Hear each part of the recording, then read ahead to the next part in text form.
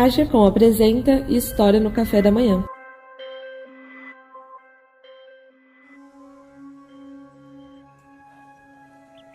Dia 23 de abril, Dia do Livro. Narração por Ingrid Costa. Muito antes da tinta e do papel, a humanidade já sonhava em registrar o tempo. Nos desertos da Mesopotâmia, por volta de 3000 a.C., mãos hábeis moldavam placas de argila ainda úmidas, imprimindo sinais com estiletes de madeira. Eram registros de trigo, de impostos, de reis e constelações. Ali, entre rios e reinos, nascia algo poderoso: a escrita. Pela primeira vez, a palavra deixava de ser apenas som. Tornava-se traço, passava a ter corpo, peso e permanência. Essa criação foi um salto imenso. A memória, que antes morava na boca dos anciãos e nas canções das tribos, agora ganhava materialidade. Vieram os egípcios, com seus papiros enrolados dispostos em estantes. Os gregos, com suas bibliotecas de prateleiras infinitas. Os chineses, com os primeiros traços de papel. E cada nova invenção era uma ponte lançada sobre o abismo do esquecimento. O desejo humano de guardar ideias e de imaginar o futuro estava registrado, gravado em pedra, enrolado em folhas, costurado em bambus. As primeiras bibliotecas não tinham mesas e cadeiras, nem silêncio. Tinham poeira, calor e cheiro de barro queimado. E guardavam, entre centenas de tábuas, o pensamento de um mundo que descobria como se perpetuar. A escrita foi, talvez, a mais poderosa invenção da história. Mais do que armas, mais do que rodas. Porque ela nos permitiu falar com quem ainda não nasceu. Mas como toda conquista humana, também enfrentaria ameaças. Não apenas de reis ou de terremotos, mas de algo mais antigo e mais cruel: o fogo.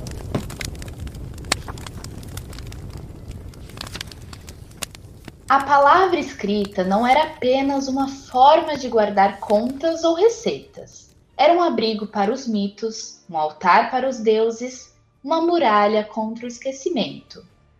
Para manter vivos os pensamentos de quem já se foi e lançar sementes no futuro. E, em poucos lugares, isso foi tão evidente quanto em Alexandria. Lá, no norte da África, onde os ventos do deserto encontravam a brisa do mar, erguia-se uma biblioteca lendária, um templo do saber. Seu acervo abrigava o conhecimento de todos os povos, egípcios, gregos, persas, indianos, textos sobre astronomia, matemática, filosofia, medicina, poesia, uma verdadeira constelação de ideias. A biblioteca de Alexandria não era feita só de prateleiras e pergaminhos. Era feita de esperanças, de perguntas, de tudo aquilo que um dia alguém ousou pensar. Mas o saber, por vezes, incomoda, e o fogo não escolhe o que consome. Quando as chamas tomaram conta da biblioteca, por descaso e por medo, não foi apenas um edifício que se perdeu, foi uma civilização. Obras inteiras desapareceram, idiomas se calaram, teorias que poderiam ter mudado o curso da história foram reduzidas a cinzas. E com elas, talvez, uma cura esquecida, um mapa não traçado, um poema que poderia ter tocado corações. O incêndio de Alexandria não queimou só livros, queimou o passado e o futuro. As chamas se extinguiram, mas o amor pela palavra permaneceu aceso. Outras fogueiras vieram com o decorrer da história, mas muitos livros foram protegidos. Monastérios medievais esconderam manuscritos em porões de pedra. Escritores arriscaram a vida para preservar ideias. Tipógrafos desafiaram reis com prensas clandestinas. Então, em 1500, os livros chegaram ao Brasil e com eles a promessa de um novo capítulo para esta terra.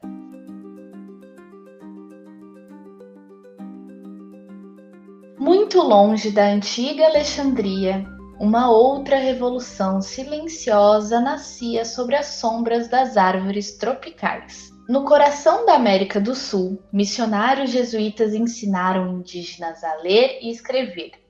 Inicialmente não em português, nem em latim, mas em guarani. Já no século XVII, em terras que hoje são Brasil, Argentina e Paraguai, a escrita florescia em uma língua originária. Foram criados catecismos, peças de teatro, relatos históricos e manuais escolares. Eram livros feitos para educar.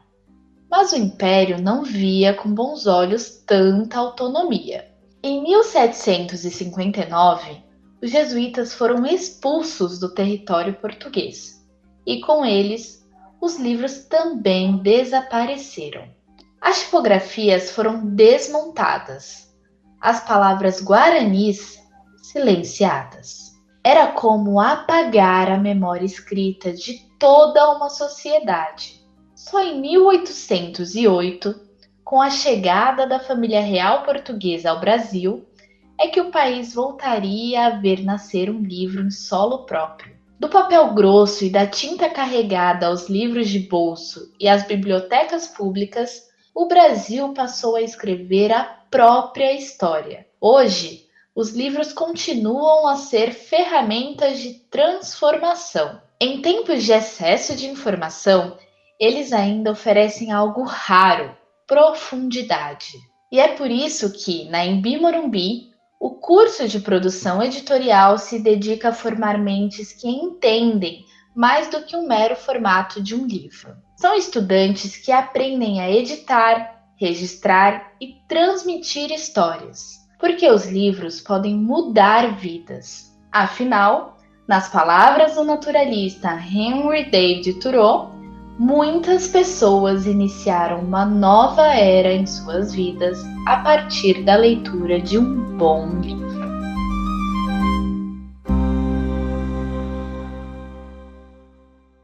O História no Café da Manhã é uma produção da AGECOM, Agência Experimental de Comunicação do campus Vila Olímpia da Universidade Anhembi Morumbi. Roteiro e edição de Marco Febrini, voz de Ingrid Costa, arte por Giovanna Mingardi e Alice Vieira.